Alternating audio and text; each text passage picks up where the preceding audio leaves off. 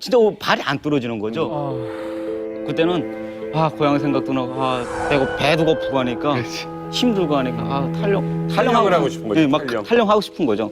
예, 저는 이제 신병 때가 제일 힘들었어요. 가서 이제 집에서 엄마 아픔을 떠나가지고 군대에 나갔는데 이제 몸이 숙련 안 된 동작을 익혀 주잖아요. 거기서 초보적인 이제 훈련을 시키거든요.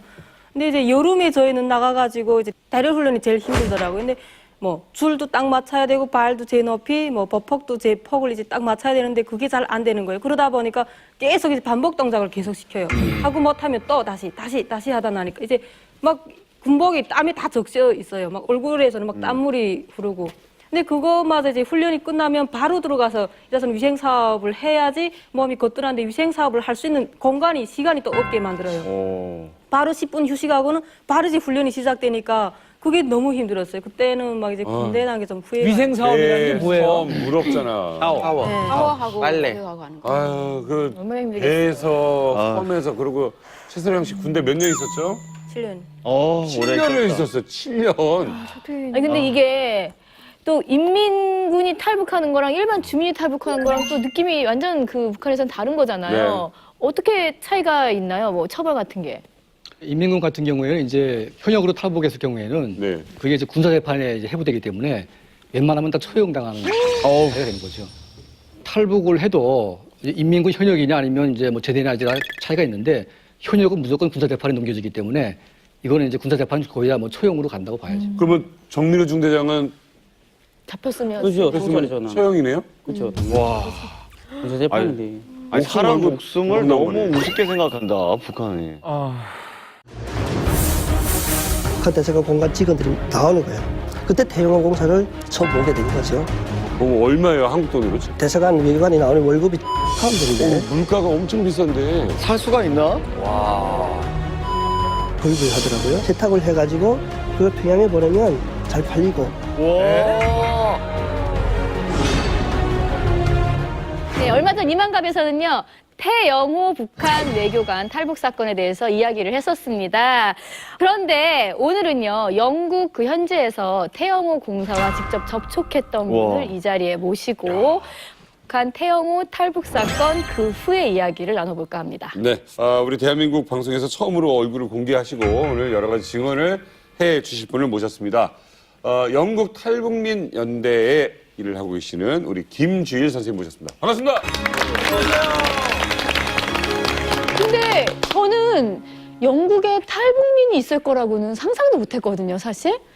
영국에 북한 대사관도 있고 그런데 거기에 탈북민이 있을 수 있나요? 있나요? 영국에는 현재 700여 명의 탈북민들이 살고 있고요. 그 통계는 시민권자는 제외된 통계. 네, 그래서 영주권 비자 그리고 비자 대기 상태에 있는 그 사람들 수만 포함해서 700여 명이 거주에 살고 있고요. 그럼 더 많다는 얘기예요? 그렇죠. 시민권자를 포함하면 더 많고요. 유럽 전체에서는 1,200명 정도. 김주일 선생님께 이제 본격적으로 좀 여쭤보겠습니다. 태영호 공사를 만나신 적이 있으신지요? 네, 저희가 2011년 12월 당시에 김정일 국방위원장이 사망했을 때 김정일은 독재자다 하고 우리가 유럽 사회와 영국을 중심으로 유럽 사회의 민권 활동을 펼쳐왔는데 고난인 해고 시기 3만 명이라는 어마어마한 숫자가 죽었고 네. 그로 인한 가족들의 슬픔은 정말 비할 바 없이 큰데 그 사람이 단순히 그냥 사망으로 인해 가지고 그 모든 것이 묻혀진다는 것은 가족을 잃은 사람의 슬픔으로 봤을 때는 굉장히 억울할 것 같아 가지고 네. 북한 주민의 마음을 담아서 독재자 사망을 축하하는 의미에서 꽃다발을 들고 북한 대사관을 찾아간 적이 있습니다. 네. 축하하는 자리로. 네, 갔는데 당시 영국은 시위를 하려면 보름 전에 시위 신고를 해야 됩니다. 예, 그런데 뉴스에서 사망 뉴스가 나오고 뭐 시위 신고를 하고 절차대로 하면 뭐 할 수가 없으니까 예. 갑작스럽게 저희가 몇 명 탈북민들이 꽃다발 두고 갔는데 그래서 우리가 처음에 문을 열고 들어가려고 하는데 그 안에 대사관에서 조문객인 줄 알고 문을 열고 나오라고 하다가 탈북민들이 들어오니까 문을 닫아버리는 거예요. 예. 그러니까 그 벽에다가 붙여놓고 저희가 만세를 불렀는데 가만히 그때 북한 대사관 공간 직원들이 나오는 거예요. 나왔는데 그때 태영호 공사를 처음 보게 된 거죠. 보통 막 외교관들 막 소리 지르고 나가라 막 이러지 않나요? 그렇죠. 특히 1등이나 3등 서기관 같은 경우에는 좀 나이도 젊고 그리고 그 계중에는 보위부에서 파견돼 나오는 임무를 띄고 나오는 분도 있기 때문에 그런 사태가 발생을 하면 책임이 지기 때문에 거칠게 행동하는 분들이 많거든요. 근데 태영호 공사 같은 경우에는 좀 점잖게 뭐라고 하던가요? 여러분 여기서 시위하면 안 됩니다. 그만하고 돌아가세요. 뭐 이렇게 차분하게 대응을 하면서 선비 같은 스타일로 그렇게 이야기하면서 사실 태영호 북한 외교관 탈북 사건에 대해서는 정말 뭐 감춰진 것도 많고 궁금한 것도 많고 그래서 우리 사우스보 분들이 특히나 질문하고 싶은 게 많을 것 같아요. 네. 이 북한 대사관에서 태영호 공사를 보셨다고 하셨는데 그 외에 다른 곳에서도 자주 목격을 하셨는지 궁금하고 또 어디서 목격을 하셨는지 궁금합니다. 코리안 슈퍼마켓이나 또 카부츠 같은 야시장에서 태영호 공사를 비롯한 또 외교관 또 그 가족들 자주 부딪히거든요. 저희가. 그래서 부딪혀가지고 만나. 장봐요? 태영호 공사도? 북한 대사관이 중고 물건을 많이 구입을 합니다. 중고 물품을.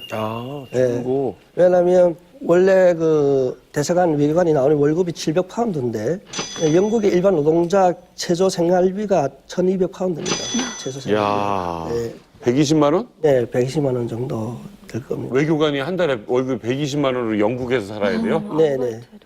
살 수가 최저 있나? 생계비보다 적은 훨씬 적은. 그, 물가가 엄청 비싼데. 대신 북한 대사관은 그 대사관 일반 집을 북한 당국이 구입을 했기 때문에 그 일반 집에서 공간 건물을 써요. 그래서 일상에 침식을 거기서 하고 업무도 거기서 보기 때문에 집값은 안 되고. 집값이나 뭐 이런 시세는 거 안 들지 내네. 않죠. 그러면 거기서 뭐 물건 같은 거 중고를 왜 사는 거예요? 그러니까 북한 대사관들이 직원들이나 그 가족들이 중고 야시장에 나오는 이유가 두 가지가 있는데 하나는 자기들이 사용하기 위한 물건을 그 월급으로 가지고 사기는 좀 경제적으로 부담이 되니까 좀 저렴한 가격에 사겠다는 이유로 나오는 게 하나 있고요. 하나는 평양에다 보냅니다. 중고 물건을. 작년 8월쯤에 그 문명신 1등 서기관이 있어요. 네. 그 양반이 카부츠 야시장에 나왔길래 알아보고 갔죠. 그러니까 그 친구가 뭐를 구입하냐면 털실로 되어 있는 인형을 구입을 하더라고요. 이렇게 자루에다 서너 자루를. 후에 그 북한 공간 내에서 그 일주일에 2번씩 청소를 해주는 조선족 아줌마가 있어요. 네. 물어봤어요. 그런 걸 왜 구입하냐? 라고 물어봤더니 그 아줌마의 말에 의하면 그걸 평양에 보내면 영국에서 온 털실 인형이 그렇게 잘 팔리고 장사. 예, 그 현지에 있는 가족들한테는 도움이 된다는 거죠. 예. 인형 장사네. 네네. 진짜 외교관. 우리가 북한에 살았을 때 북한의 외교관 그것도 굽이 있는 외교관은 굉장히 우리가 범접하기 어려운 영역의 사람들인데 그 사람들이 탈북자와 같이 계산하고 물건을 주고받는다는 광경은 참으로 아이러니한 광경이거든요. 발자가 바뀌었고. 그러네요. 그래서 그 사람들이 전화가 와요. 우리 사무실이 그 빌딩에 같이 쓰고 있기 때문에 그 전화가 와서 내려가니까 하루는 주영철 1등 서기관이 와 있더라고요. 그래서 제가 돈을 한 200파운드 주려고 누가 눈을 준다고? 외교관한테 외교관 탈북자가 준다고요, 돈을. 우리는 쇼핑을 한 번 하면 한 150파운드 정도를 하는데 그 사람들은 많이 해봤자 150파운드. 그리고 못하면 그때 대부분 20, 30파운드 들고 가서 라면 한 박스, 쌀 한 포대만 사가는 게 전부예요. 그러니까 거기 탈북자 많다는 걸 아니까 쉽게 말해서 망신스럽고 쪽팔리니까 이렇게 감아가지고 와요, 돈을. 그래서 와서 계산하고 가기 때문에 우리가 내려가면 도와주려고 하죠, 그 사람들을. 왜냐하면 우리는 북한 정권이 정치가 나쁘다고 이야기하는지 북한 안에 살고 있는 사람들 자체는 나쁘다고 생각하지 않기 때문에 그래요. 그 사람들이 지금이라도 그 정권의 해이를 느끼고 우리와 같은 용단을 낼 수만 있다면 우리가 기꺼이 도와드릴 수 있다는 마음에서 돈 둘이 그러고 다가가면 김 선생님하고 만나지 않습니다. 이야. 저는 이번에 또 탈북하신 태영호 북한 외교관이 정확하게 어떤 일들을 하다가 탈북을 했는지 궁금하거든요. 북한 외교관 안에 4명의 외교관이 있는데 통영정권 대사, 대리대사 1등 서기관, 3등 서기관이 있거든요. 근데 태영호 공사 같은 경우에는 일단 탈북민들을 많이 모니터링을 해요. 그 현지에서 탈북민들 700명이라는 게 한국 다음으로 많은 국가예요. 국적으로. 그렇죠. 그리고 또 유럽에서 저희가 탈북민들이 정착한 이후에 북한의 대사급 외교 관계가 80%가 유럽에 포진돼 있어요. 그런데 인권 문제 때문에 사면초가거든요. 이분들이. 그러니까 태영호 공사 같은 그런 분들한테는 당국의 지지가 계속 떨어지는 거예요. 탈북민들의 인권운동을 저지시켜라.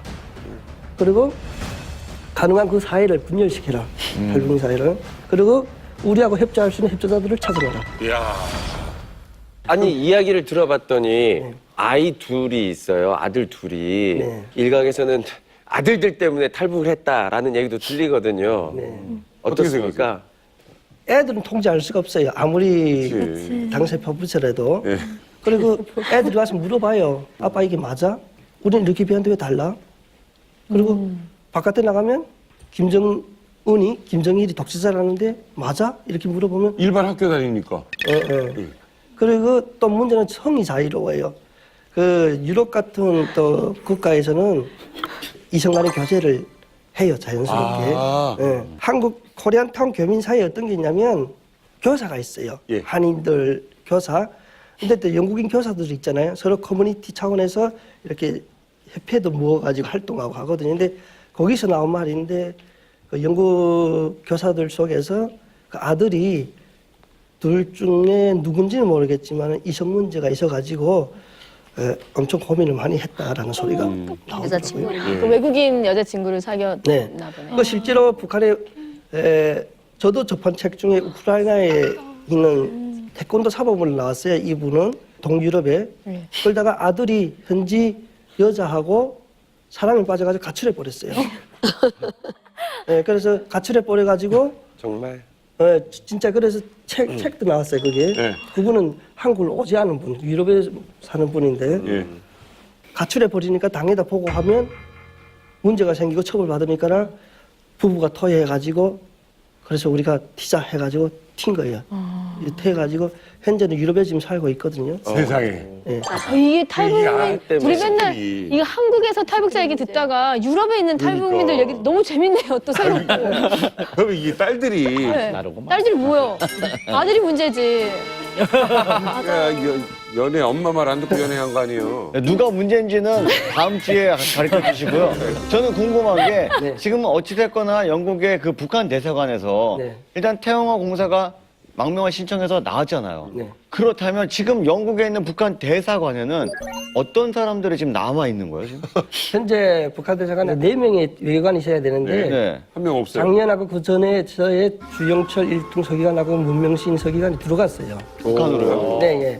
들어가고 원래 2명이 또 이렇게 와야 되는데 한 명만 온 거예요. 유경진 서기관이라고 한 명 와가지고 태영호 공사가 탈북하기 전에는 3명의 외교관과 가족들이 있은 상태거든요. 그러니까 북한 대사관 안에 그 가족들까지 가시는 거죠? 다? 네네, 같이. 근데 지금 대사가 현악봉인데 그 현악봉 대사 같은 경우에는 가족들이 올 다 평양에 있어요. 혼자만 남아 있어요. 아. 제일 문제가 1차적으로 제일 처벌이 큰 것은 현악봉 대사죠. 지금 그분은 아직 안 끌려간 거죠? 네, 그분은 지금 10월에 발령을 나는 걸로 지금 예정이 돼 있고요. 하면 결과는 뻔한 거 아닙니까? 북한 외교관들이 북한 정권이 아무리 잘못했다 할지라도 가족이라는 인질 때문에 맞아요. 결단을 하기가 쉽지 않죠. 볼모로 잡아놓고 있으니까 지금 망명도 못하고 또 북으로도 못 가고 지금 고민에 빠져 있는 상황이군요. 그렇죠. 진짜 진퇴양난이네요, 지금. 제가 볼 때는 정신적인 스트레스가 심해서 부모님 잘못한 건 없는 건데 사실은. 본인이 잘못한 건 없죠. 근데 북한은 연대적 책임이라는 연좌제가 존재하기 때문에 아니 그러면 지금 북한에 남아있는 그 태영호 영사가 공사 말고 이제 나머지 외교관들도 있잖아요. 네. 자, 이분들이 탈북할 가능성이 제가 볼 때도 좀 있어요. 그렇다면 북한에서는 영국 아예 그 외교관 공사관 자체를 폐쇄시킬 가능성도 있는 건가요? 아니죠. 북한이 영국이라는 국가적 위치가 북한 외교에서는 굉장히 중요한 위치를 차지합니다. 왜냐하면 영국과의 관계가 네, 미국 같은 경우에는 북한에 대해서 압박 정책을 실시를 하지만은 영국은 둥거리 외교를 실시하거든요. 이 둥거리 외교가 뭐냐면 인도주의적인 지원을 계속 해주더라도 인권은 인권대로 요구하겠다 이거예요. 그리고 영국이 가지고 있는 국제적 위치가 유엔 상임 이사국이에요. 그러다 보니까 자기들이 외교적 고립에 빠졌을 때 미국이나 서방 세계하고 연결할 수 있는 채널이 필요한데 그 채널을 영국을 많이 활용하고 있기 때문에 네. 탈북을 많이 하더라도 그 국가 외교관계 단절이라는